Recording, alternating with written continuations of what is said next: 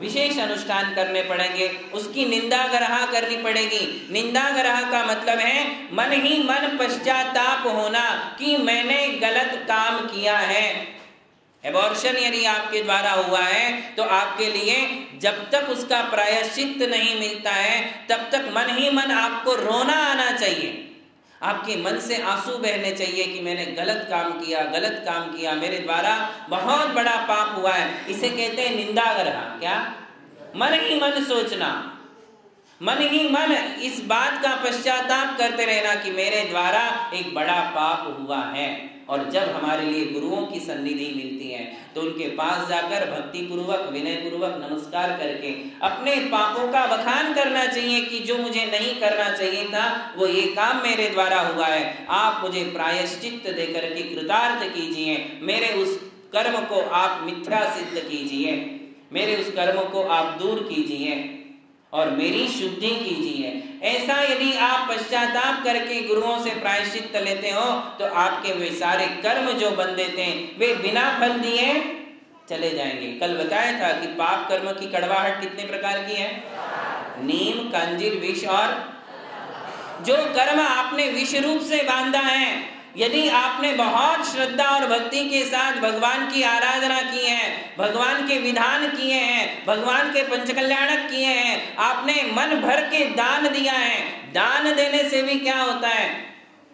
दान देने से भी हमारे पाप कर्म क्षीण हो जाते हैं। यदि इस प्रकार की बहुत ही भक्ति पूर्वक आराधना की है और विशेष पापों की आलोचना की है, प्रायश्चित लिया है, तो विष जैसा जो कर्म बंधा था वो कैसा हो जाएगा?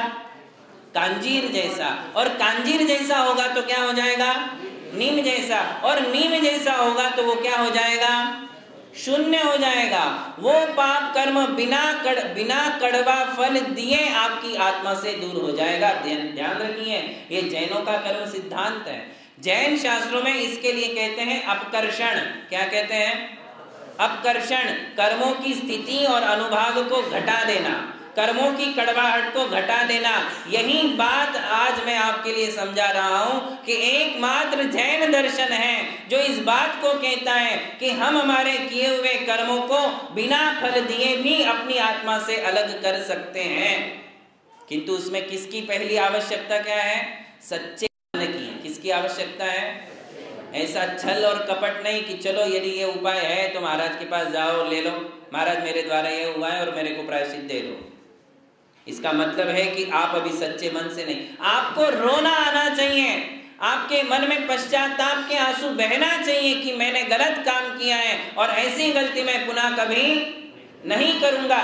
ऐसा आपका यदि मन है और फिर तुम गुरु के पास जाकर प्रायश्चित लेते हो तो फिर तो तुम्हारी शुद्धि संभव है। किंतु आपने यदि ये उपाय खोज लिया है कि पाप करते रहो और प्रायश्चित लेते रहो तो उससे तुम्हारी आत्मा की 3 काल में भी शुद्धि नहीं हो सकती है। उससे तो तुम्हारे पाप और बढ़ेंगे क्योंकि तुमने गुरु के चरणों में जाकर छल कपट किया है, उनके साथ धोखाधड़ी की है कि तुमने गलत बोल करके कि सिर्फ मेरी शुद्धि हो जाए, दोबारा अपन और करेंगे फिर महाराज श्री के पास जाएंगे, और करेंगे फिर महाराज श्री के पास जाएंगे। तो ऐसा कोई उपाय जैन धर्म में।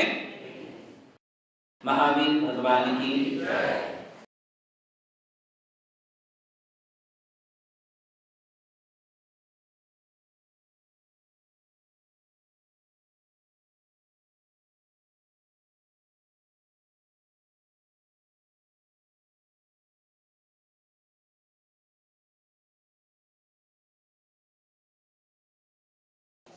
तो मैं आपसे ये कह रहा हूं कि विष जैसा भी कर्मबंध किया है, इतना भी बड़ा पाप यदि आपसे हुआ है तो उन पापों की आलोचना करने से, प्रायश्चित करने से, और सिर्फ प्रायश्चित लेने से नहीं, गुरु ने जो प्रायश्चित दिया है उस प्रायश्चित को पूर्ण करने से आत्मा की शुद्धि होगी। ऐसा नहीं कि ले लिया हमने प्रायश्चित, प्रायश्चित ले लेना मात्र पर्याप्त नहीं है। यदि गुरुदेव ने कहा है कि इस प्रायश्चित में आपके लिए इतनी जाप करना चाहिए, इतने उपवास करना चाहिए, इतना दान देना चाहिए या इतनी यात्राएं करनी चाहिए, ये यानी प्रायश्चित में जो कुछ भी मिला है वो प्रायश्चित का आचरण आपके लिए करना होगा। और यदि नहीं करोगे तो केवल प्रायश्चित ले लेने से आत्मा की शुद्धि होने वाली नहीं है। इसलिए हमारे लिए ये समझना होगा कि मैं अपने पाप कर्मों से मुक्त हो सकता हूँ, बशर्ते किसकी आवश्यकता है? एक पश्चाताप वाले मन की और प्रायश्चित लेने की, इन दोनों की आवश्यकता है। विशेष पाप नहीं है तो बाकी जो सामान्य पाप हैं, जो गृहस्थी में होते ही रहते हैं, प्रतिदिन होते रहते हैं, जिनसे आप अपने आप को अलग नहीं कर सकते हो, जैसे गाड़ियों से घूमना क्या आप बंद कर सकते हो? वाहन का त्याग कर सकते हो? कितने जीव मरते होंगे वाहन से? एक दो मरते क्या? गृहस्थ जीवन पापों का घर है। प्रतिपल हिंसा वाला पाप आपको तो बंधता ही रहता है। उठने में, बैठने में, चलने में, सोने में, घूमने में, फिरने में कितने जीवों की हिंसा होती है? कोई काउंटिंग?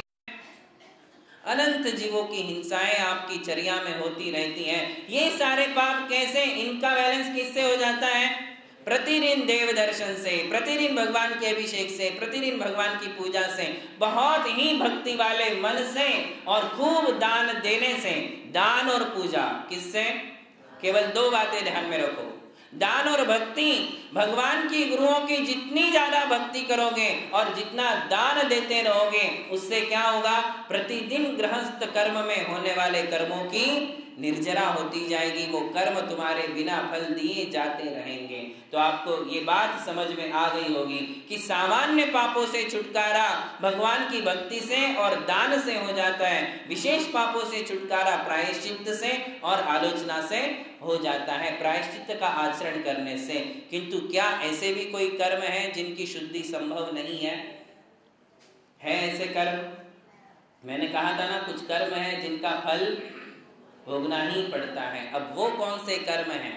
ऐसे कौन से काम हैं जिन कामों के करने से जो बंद होने वाला है, उनका फल लाख प्रायश्चित कर लो तो भी वो फल तुम्हारे लिए भोगना ही पड़ेगा। ऐसे कौन से कर्म है? तो कहते हैं वो कर्म है निधत्ति और निकाचित। कौन से कर्म है? शब्द है, कर्मों की एक जाति है, कर्मों का एक नाम है, निधत्ति और निकाचित। ये कर्म कहाँ से आए? भाई साहब, बहुत ही महत्वपूर्ण विषय, ध्यान रखिए, ये आपके काम का विषय है। कौन से कर्म का फल भोगना ही पड़ता है? निकाचित कर्म का फल भोगना ही पड़ेगा। कहां से आया ये कर्म? ये कर्म आया धर्म और धर्मात्माओं से रिलेटेड जो पाप होते हैं, धर्म स्थानों से रिलेटेड जो पाप होते हैं, वहां हमारे लिए निकाचित कर्म का बंध होता है। गृहस्थ से रिलेटेड जो पाप है, तुम्हारी गृहस्थी में जो पाप होते हैं, वो तो मंदिर में आने से, गुरु भक्ति करने से, भगवान की भक्ति करने से छूट जाएंगे। किंतु मंदिर में आने के बाद जो पाप हुआ है, उन पापों की कहीं भी शुद्धि संभव नहीं है, उनका फल भोगना ही पड़ता। और ऐसी कई पौराणिक कथाएं हम लोग देखते हैं, सुनते हैं, पढ़ते हैं, हमें पता है कि उसका फल उसने क्या भोगा। जैसे राजा श्रेणिक का उदाहरण प्रसिद्ध है कि उसने एक मुनिराज पर मरा हुआ सांप डाल दिया, मुनिराज के ऊपर उत्सर्ग किया। अब ये मुनियों के निमित्त से बंधा हुआ पाप है, तो कौन सा हो गया? ये निकाचित कर्म। कौन सा हो गया? और मुनि के ऊपर उत्सर्ग करने से तत्काल राजा श्रेणिक को कौन सी आयु का बंध हुआ? नरक आयु का। अब वो नरक आयु का बंध निकाचित था, उसको नरक में जाना ही पड़ेगा और गया। मैं यही बात बता रहा हूं कि धर्म से रिलेटेड जो पाप है वो तो आग है, और वो आग जला करके खाक कर देती है। हमारे लिए उससे बचना बहुत ही आवश्यक है। हमारे मन को, हमारे वचन को, हमारे शरीर को हमारे लिए ऐसी जगह कंट्रोल में रखना चाहिए, संयम में रखना चाहिए कि कोई ऐसा पाप नहीं हो जाए जो धर्म से संबंध रखता है। ऐसे कौन कौन से पाप हैं जो हमारे लिए बंधते हैं और फल देते हैं? तो कहते हैं कि मंदिर से रिलेटेड पाप, मंदिर में आकर के यदि हम गाली गलौज करें, मंदिर में आकर के हम किसी से झगड़ा करें, मंदिर में आकर के यदि हम किसी से मारपीट वाला काम करते हैं, तो कौन सा कर्म बंधेगा? वहां निकाचित। दुकान में तुमने मारपीट की है, गाली गलौज की है, तो एक बार वो वहां मंदिर में आकर के हम उसकी धुलाई कर सकते हैं। किसकी? पापों की। मंदिर में आकर वहां के पापों की धुलाई कर सकते, किंतु मंदिर में किसी की धुलाई करोगे तो फिर उससे जो पाप बंधेगा, उस पाप का फल भोगना ही पड़ेगा। और कौन कौन से कार्य देखिए, मैं आपको बताते जाता हूँ कि निकाचित कर्म कैसे बंधते हैं।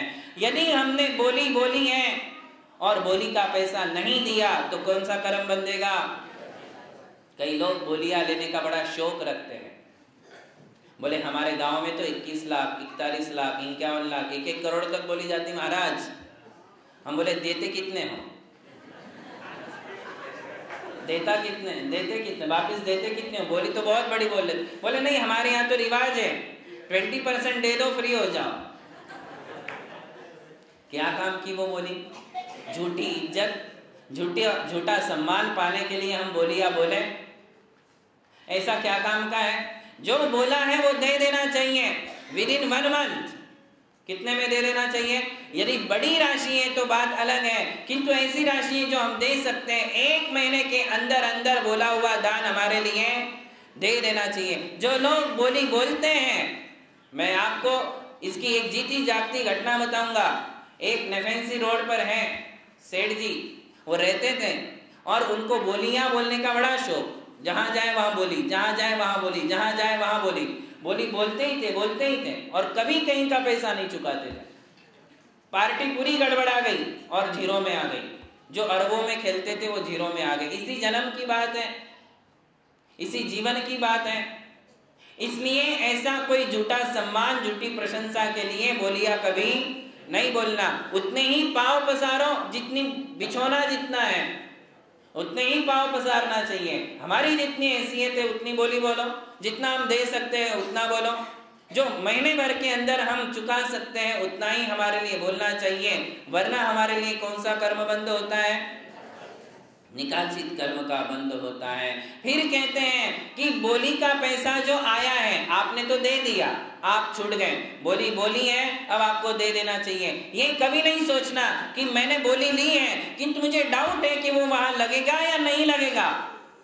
अरे बोली बोल दी, अब वो विकल्प छोड़ दो, अब वो तुम्हारा विकल्प नहीं है। तुमने जिस काम के लिए बोला है उस काम के लिए तुमने पैसा दे दिया है, तुम्हारे पल्ले में सारा का सारा पुण्य आ गया।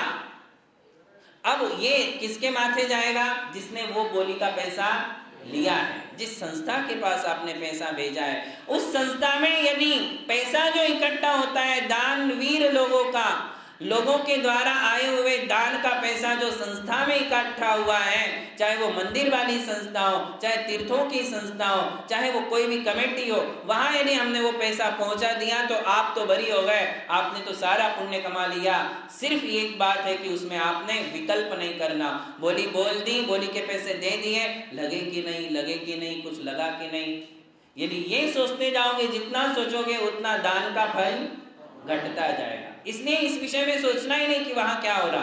किंतु अब उनकी बात है जो लोग संस्थाओं के पैसे का मिसयूज करते हैं, चाहे वो कोई भी कमेटी हो, चाहे वो कोई भी संस्था हो, यदि वो धर्म संस्था है और लोगों के आए हुए पैसे का मिसयूज करते हैं तो कौन से कर्म का बंद होगा उनको?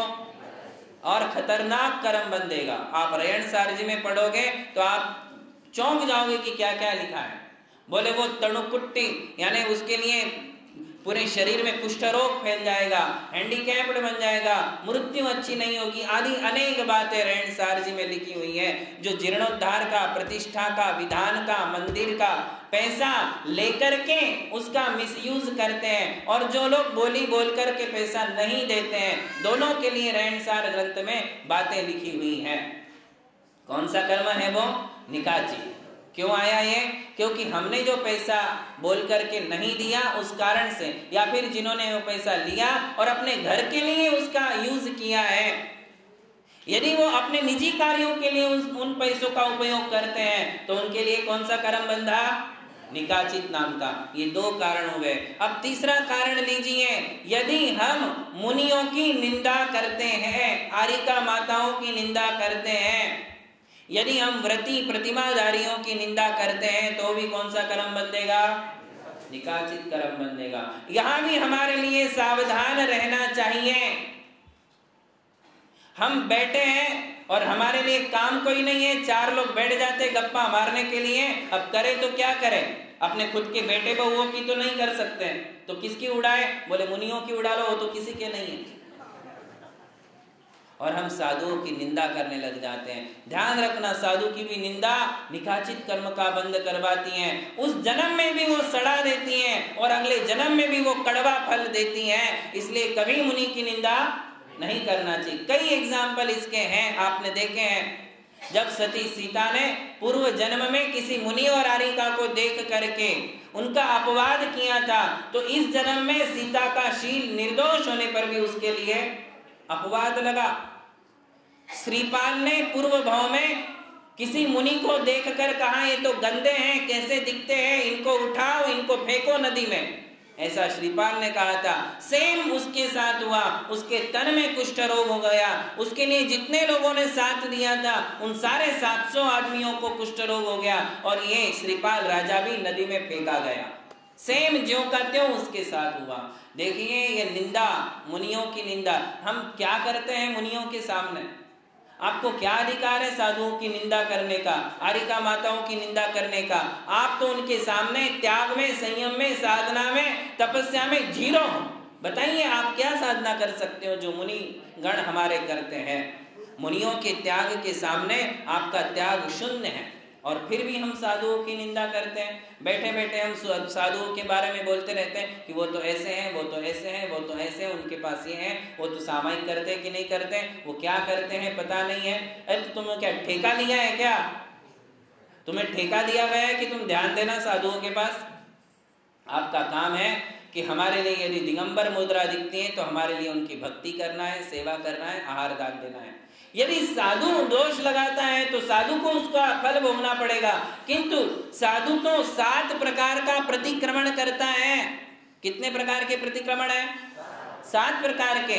इरियापत प्रतिक्रमण, दैवसिक प्रतिक्रमण, रात्रिक प्रतिक्रमण, पाक्षिक प्रतिक्रमण, चातुर्मासिक प्रतिक्रमण, वार्षिक प्रतिक्रमण और उसके बाद जो है संवत्सरिक प्रतिक्रमण और औत्तमार्थिक प्रतिक्रमण। ऐसे 7 प्रकार के प्रतिक्रमणों से साधु तो अपने किए हुए दोषों को धो देता है। किंतु तुम्हारी जिह्वा ने जो साधुओं के बारे में बोला है और उससे जो पाप बंधा है वो प्रायश्चित्त से शुद्ध होने वाला नहीं है। उस पाप का फल भोगना ही पड़ेगा, ऐसा नियम है। इसलिए हमारे लिए साधुओं की निंदा कभी नियम लेकर के रखना चाहिए।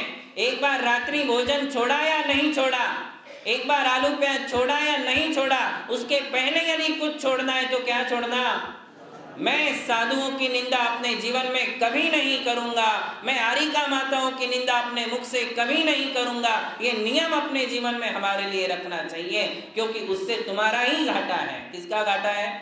साधुओं का कुछ घाटा नहीं है। वो तो जब अपनी आत्मा को शुद्ध कर लेंगे, प्रतिक्रमण कर लेंगे, अपने मन को भी शुद्ध बना लेंगे तो वो अपने अपराध से मुक्त हो जाएंगे और आप बंध जाओगे। इसलिए साधु निंदा, व्रतियों की निंदा हमारे लिए कभी नहीं करना चाहिए। इसी प्रकार हमारे लिए धर्म कार्यों का विरोध नहीं करना चाहिए। देखिए निकाचित कर्म और कहा बंधता है। कहीं जीर्णोद्धार हो रहा है उसका विरोध करना, कहीं पंचकल्याणक हो रहा है उसका विरोध करना, कहीं यदि नया मंदिर बन रहा है तो उसका विरोध करना, यदि साधुगण आए हैं तो साधुओं का विरोध करना, किसी को मंदिर जाने से रोकना, किसी को प्रवचन जाने से रोकना, किसी को धर्म करने से रोकना, इससे भी कौन सा कर्म बंधेगा?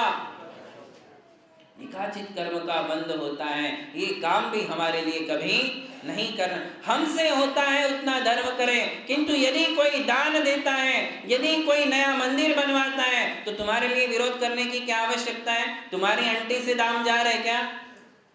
आंटी यानी आंटी नहीं, आंटी का मतलब आपके खिसे से, आपके खिसे से कुछ जा रहा है क्या? आपको नहीं देना मत दो, किंतु जो दान दे रहे हैं उनका विरोध करके, उनकी निंदा करके क्या मिलने वाला है? मंदिर बनता है शिखर जी में, मंदिर बनता है राजस्थान में, मंदिर बनते हैं कर्नाटक में, और तुम यहाँ बैठे बैठे फालतू का पाप बंद करते हो कि क्या जरूरत है, क्यों मंदिर बना रहे हैं, इतने मंदिर तो ऑलरेडी है, क्यों नए नए मंदिर बनाते हैं?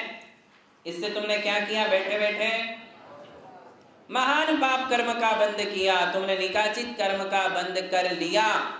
इसलिए ऐसा विरोध हमारे लिए कभी, धर्म से रिलेटेड जो भी पाप है वो निकाचित है और वो उसका फल तुम्हारे लिए भोगना ही पड़ेगा। वो प्रायश्चित्त से शुद्ध होने वाले पाप नहीं है। इसलिए तो मैं कह रहा हूं कि ये अनेकांत हमारे लिए ध्यान में रखना है।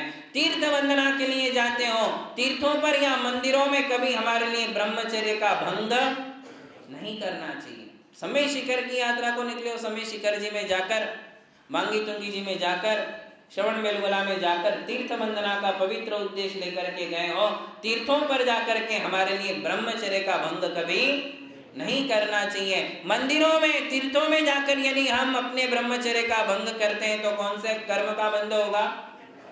तीर्थ यात्रा को निकलते हो, घर से निकलो, ब्रह्मचर्य व्रत लेकर के जाओ, आने तक ब्रह्मचर्य का पालन करो।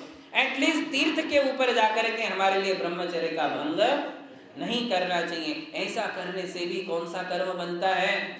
निकाचित कर्म का बंध होता है। और अगली बात बताते हैं, जिनवाणी में जो कुछ भी लिखा है, यदि वो पूर्वाचार्यों के द्वारा लिखा है तो उस बात की कभी हमारे लिए काट नहीं करना चाहिए। यदि तुम जिनवाणी में लिखा कुछ है और उससे उल्टा प्रचार प्रसार करते हो तो उससे भी कौन सा कर्म बंधेगा?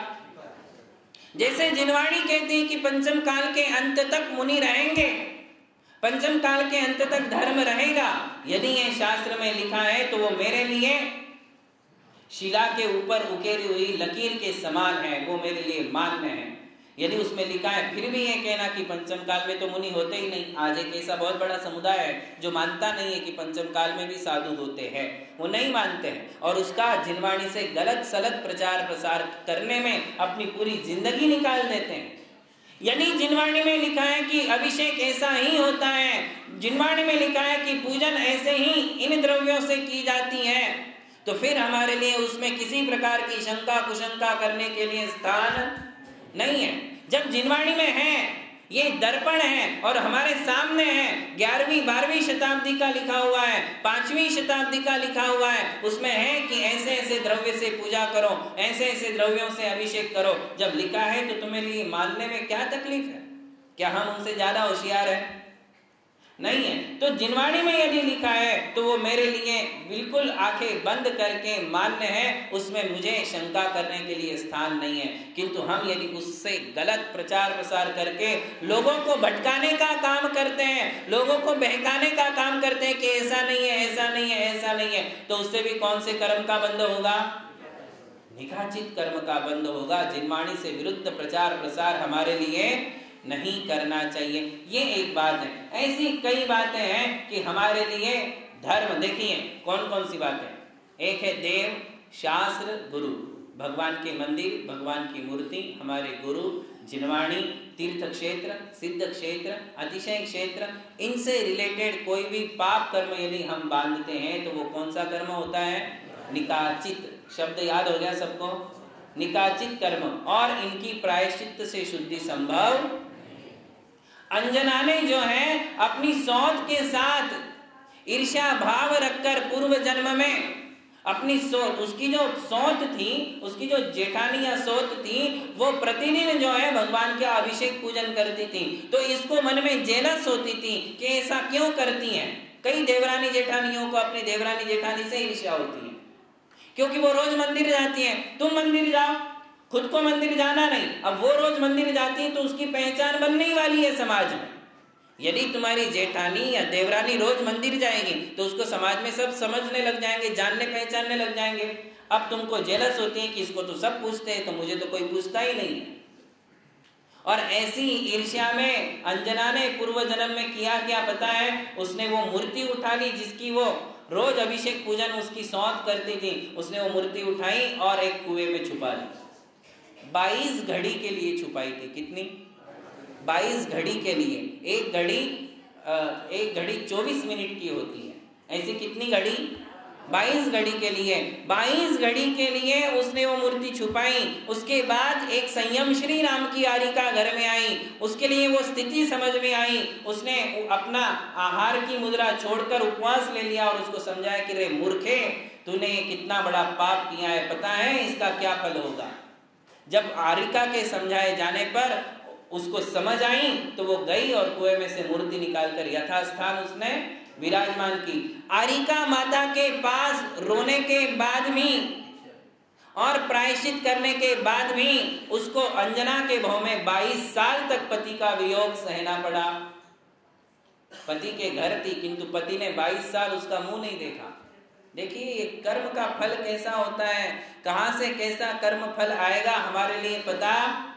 इसमें इस बात में बहुत सावधान रहना चाहिए कि कोई गलत बात भगवान के बारे में, गुरु के बारे में, मंदिर मूर्तियों के बारे में कोई गलत बात मेरे मुख से ना निकल जाए, कोई गलत विचार मेरे मन में ना आ जाए, किसी प्रकार का गलत काम मेरे शरीर से ना हो जाए। इस बात का हमारे लिए पूरा पूरा ध्यान रखना चाहिए।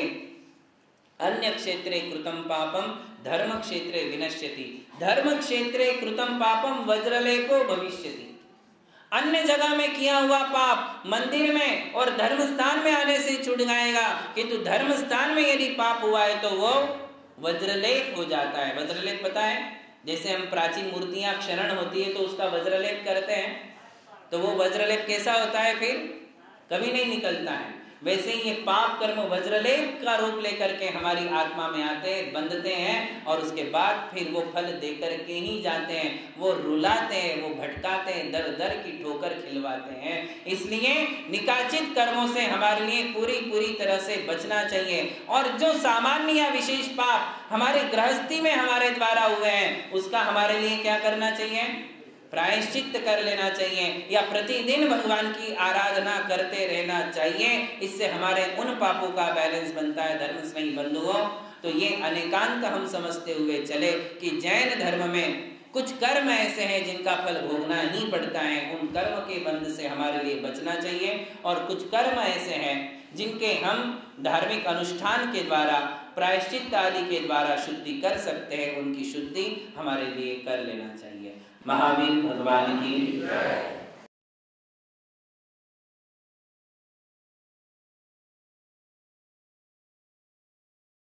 ABCD ऑफ जैनिज्म में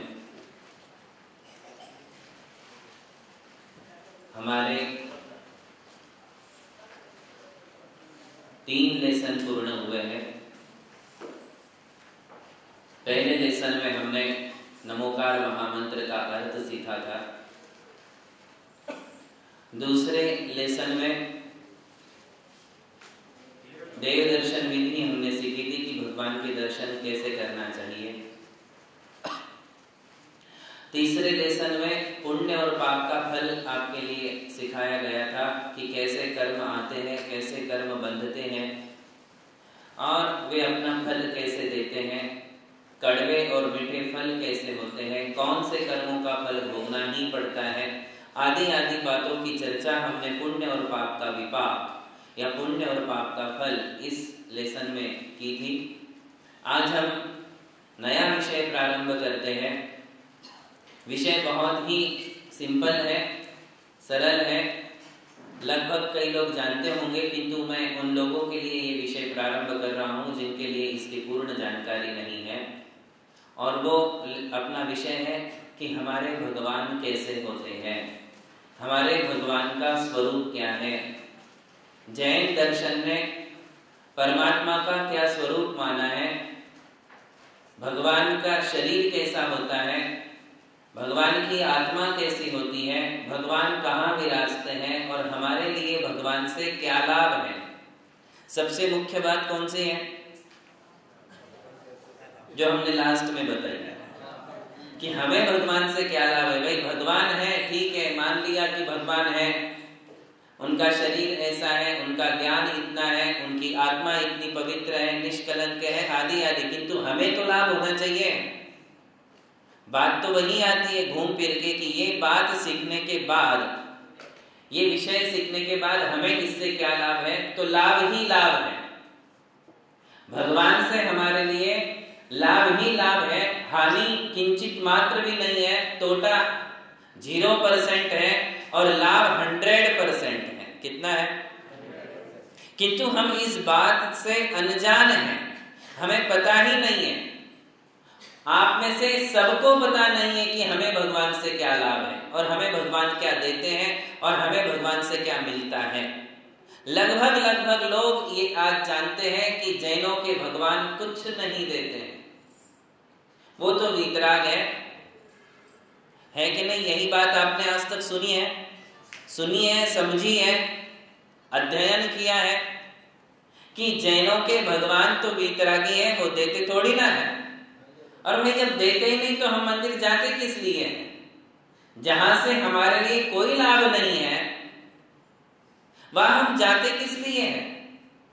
ये एक मिथ्या मान्यता हमारी समाज में है कि हमारे भगवान देते नहीं है। ये बात निश्चित है कि हमारे भगवान करता नहीं है, हमारे भगवान धरता नहीं है, हमारे भगवान हरता नहीं है, किंतु हमारे भगवान दाता है। ये कंसेप्ट आज हमारे लिए क्लियर करना है, किंतु उस कंसेप्ट तक पहुंचने के पहले हमें भगवान का स्वरूप समझ लेना बहुत जरूरी है। और फिर इस विषय के अंत का जो बिंदु होगा वो यही होगा कि क्या हमारे भगवान देते हैं, और यदि देते हैं तो सबके पास सब कुछ क्यों नहीं है, या फिर क्या लेने की कोई प्रोसीजर होती है।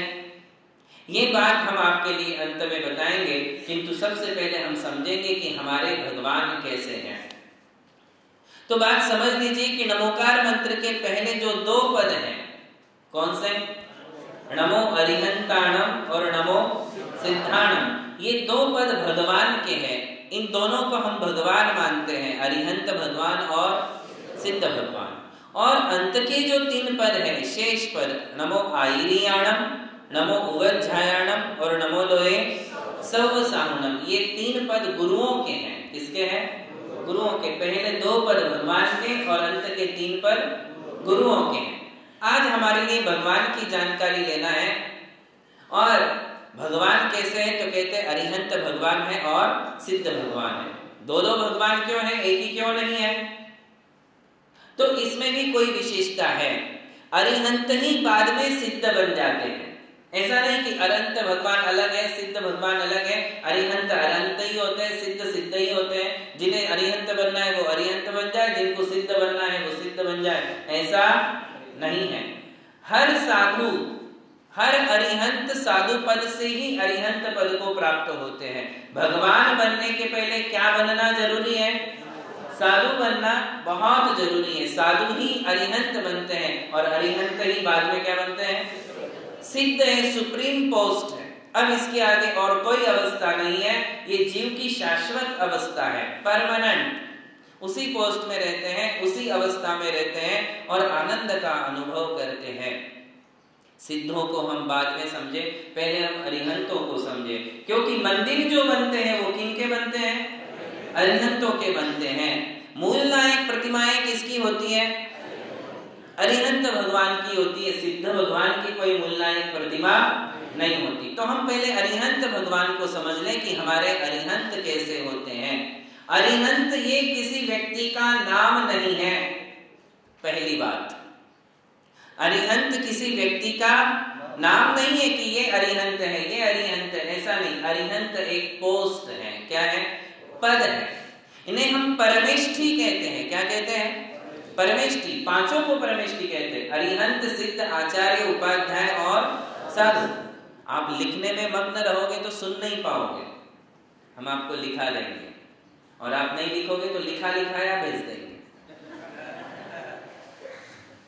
तो ये 5 पद हैं और इन्हें हम परमेष्ठी कहते हैं। तो परमेष्ठी शब्द का अर्थ क्या है? परमेष्ठी शब्द तो हमने सुना है, किंतु परमेष्ठी शब्द का अर्थ क्या है? तो कहते हैं परम पद में जो स्थित रहते हैं उन्हें परमेष्ठी कहते हैं। क्या परिभाषा बनी? परमेष्ठी शब्द तो सब लोग जानते हैं, सभी को पता है। अरिहंत परमेष्ठी, सिद्ध परमेष्ठी, साधु परमेष्ठी। तो परमेष्ठी शब्द का अर्थ क्या हुआ? जो परम पद में ही रहते हैं उन्हें परमेष्ठी कहते हैं। परम पद क्या है? परम शब्द का अर्थ है सुप्रीम, लास्ट, जिसके ऊपर अब कोई पद नहीं है। परम पद, पद यानी पोस्ट। जैसे डॉक्टर, वकील, कलेक्टर, जज, ये सारी क्या है? पोस्ट है। वैसे अरिहंत भी क्या है? पोस्ट है। किंतु कौन सी पोस्ट है?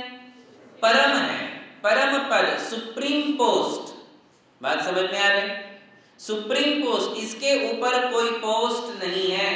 इसका अर्थ यह है कि संसार में अरिहंत भगवान से बढ़कर के कोई पद नहीं है। क्यों नहीं है? सिद्ध भगवान का है। कहने का मतलब है कि इन 5 से बढ़कर के कोई पद इस संसार में नहीं है। क्योंकि आप देख लो ये पांचों किसी के सामने झुकते नहीं है, किंतु सारी दुनिया इनके चरणों में झुकती है। क्या साधुओं को भी किसी को प्रणाम करते हुए देखा है? साधु प्रणाम करते हैं अपने गुरु को, किसे करते हैं? दूसरे साधुओं को, सभी आचार्यों को, सभी उपाध्यायों को, सभी साधुओं को साधु प्रणाम करते हैं, अरिहंतों को प्रणाम करते हैं, सिद्ध भगवान को प्रणाम करते हैं, किंतु अरिहंत और सिद्ध किसी को प्रणाम, क्योंकि वो तो सुप्रीम है। आचार्य, उपाध्याय और साधु से भी बड़े कौन है? भगवान है। ये गुरु है और उनसे बड़े कौन है? भगवान। तो गुरु तो भगवान के चरणों में झुक जाएंगे, किंतु भगवान किसी के सामने झुकते हैं क्यों?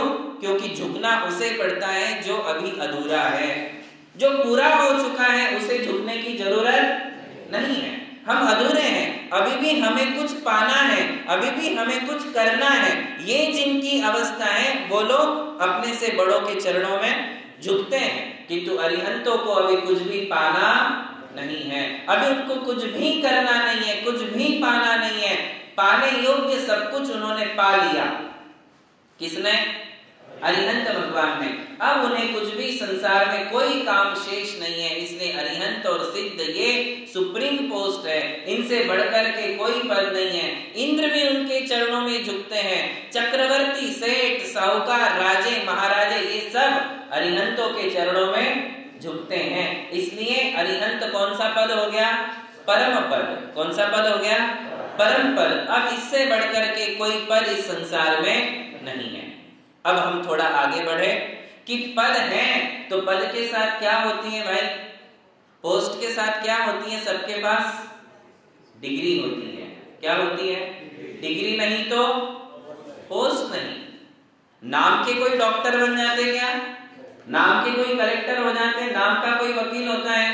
हर पोस्ट के साथ क्या जुड़ी हुई है? डिग्री जुड़ी है। यदि डिग्री ही ना हो तो फिर पोस्ट कहां से मिलेगी? तो आप सोचिए कि आज हम दुनिया में देखते हैं कि जितनी भी पोस्ट है गवर्नमेंट की, वहां हमारे लिए क्या जरूरी होती है?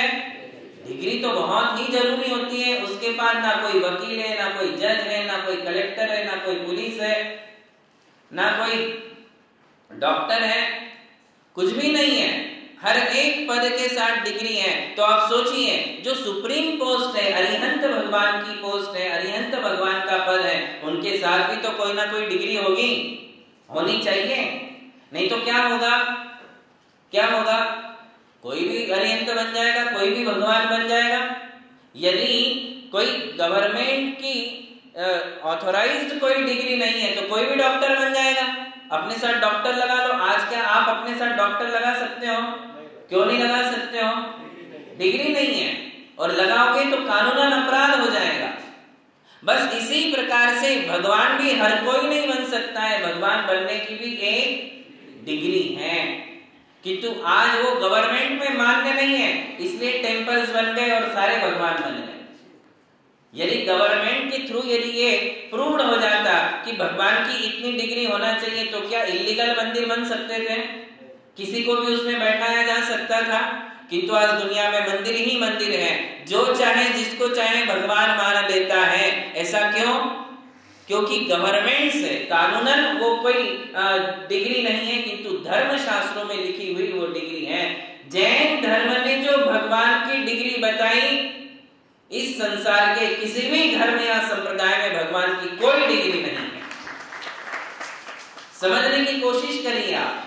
जैनों ने कहा कि हमारे भगवान ऐसे ही होंगे, हमारे भगवान में ये होना ही चाहिए, हमारे भगवान में ये नहीं होना चाहिए तो नहीं होना चाहिए। ऐसा जिनका स्वरूप है वे ही भगवान है। एक ही नियम है, 17 नियम नहीं है। एक ही कानून है कि भगवान होंगे तो ऐसे ही होंगे, गुरु होंगे तो ऐसे ही होंगे। इसलिए आप भारत में उत्तर, दक्षिण, पूरब, पश्चिम कहीं भी चले जाओ, भगवान का एक ही स्वरूप दिखेगा। भगवान के अलग अलग स्वरूप आपको नहीं मिलेंगे। अपने दिगंबर जैन धर्म की बात कर रहा हूं। इसी प्रकार उत्तर, दक्षिण, पूरब, पश्चिम कहीं भी चले जाओ, गुरु का एक ही स्वरूप मिलेगा, गुरु की एक ही चर्या मिलेगी। गुरुओं के भी अलग अलग प्रकार नहीं मिलेंगे। क्यों ऐसा है? क्योंकि शास्त्रों में लिखा हुआ है कि भगवान ऐसे ही होंगे और गुरु भी ऐसे ही होंगे, इनके यही नियम होंगे। बस एक नियम लागू कर दिया कि इतनी लेवल जिसने पार कर दी, इतनी डिग्री जिसने पास कर ली वो भगवान, और इतनी डिग्री में जो आ गए वो साधु। अब अन्यत्र आप किसी भी धर्म में देख लो, ना भगवान के कोई नियम है ना गुरु के कोई नियम है। हिंदुओं में चले जाओ, मुस्लिम्स में चले जाओ, कहीं भी चले जाओ, भगवान का कोई नियम नहीं है।